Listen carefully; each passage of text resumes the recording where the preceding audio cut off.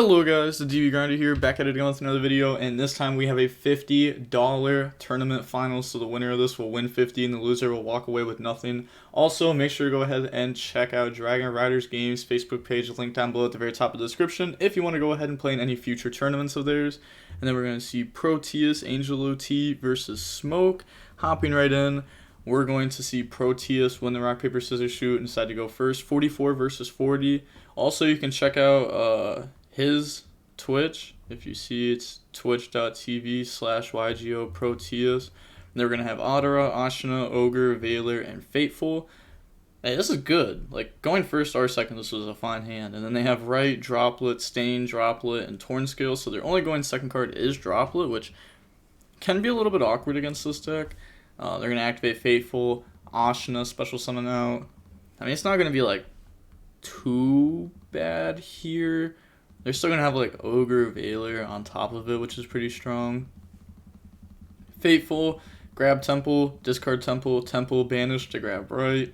And then Link away, go for Monk. Activate Adara, special summon out.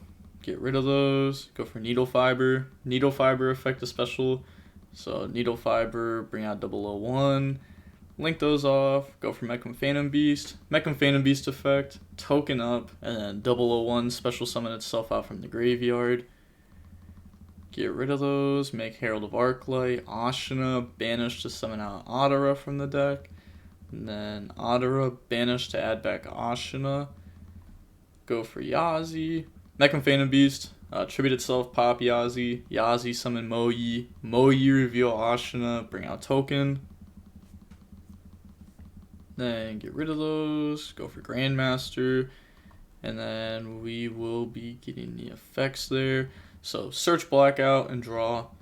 Draws into Ogre. Just not a very good draw there, but fair enough. So they are choosing to just go ahead and pass here, which they don't have any more plays. I mean, they just don't. Like, they can't, like, write or anything. There's no point of really doing that. They also draw the third Droplets, by the way. So, starting this off, they're going to activate Right Chainlink 1, Herald Chainlink 2 to negate, Droplet Chainlink 3 to negate Grandmaster, but they still have to play through 3 interruptions, and only Blackout is known. They're going to Ogre Tornscales, dump Wings, Wings summon out Stained, Tornscale special summon itself out.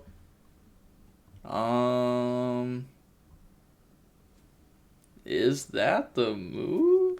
I guess. I mean, it's not very good to me. So they're just gonna set double Droplet and then just lose, draw E-Telly. So activate Right, special summon out the token, and then Fateful to grab Monster, and then discard. So grab Griffin.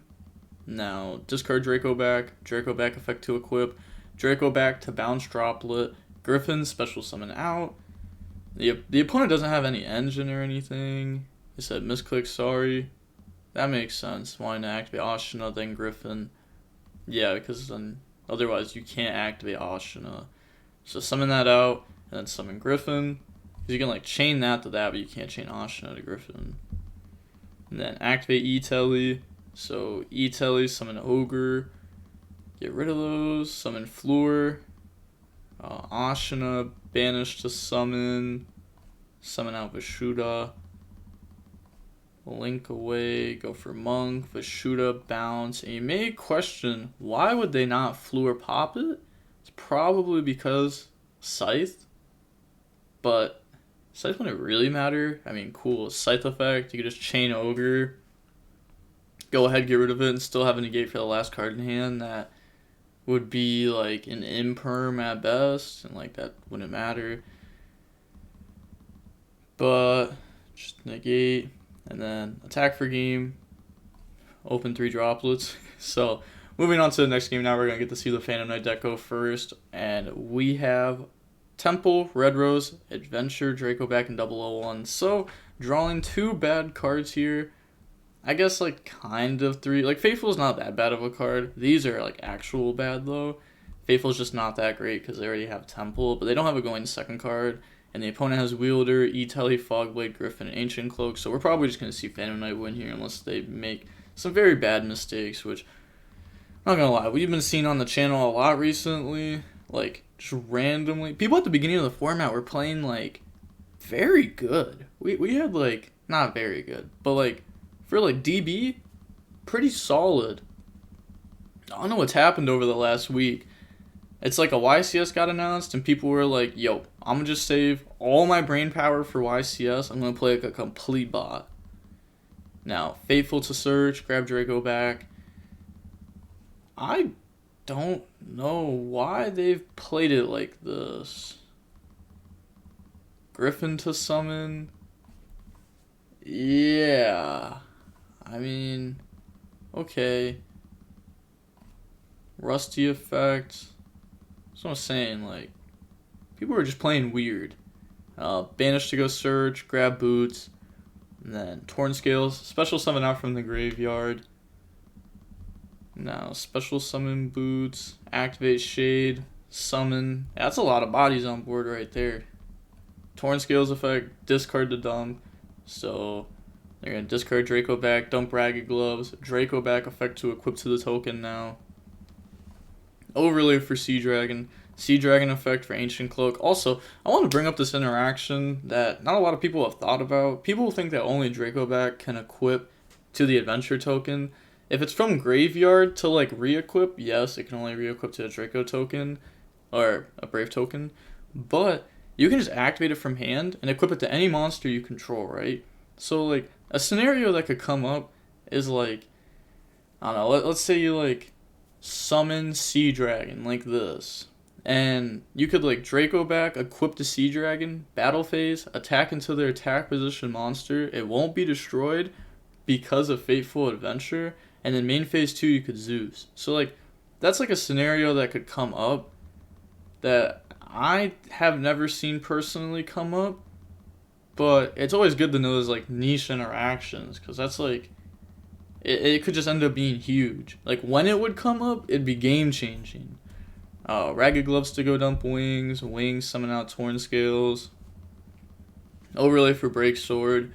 Rusty pop. Break Sword summon back out from the graveyard now. And then just get rid of those for Anaconda.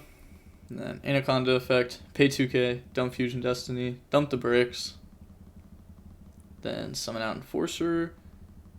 Now activate Boots to banish to search Fogblade. Yeah, go search Fogblade. And then activate Fateful to just grab Temple and then discard. So thinking about the discard, they're going to discard Fogblade there. Now end phase, Enforcer effect. So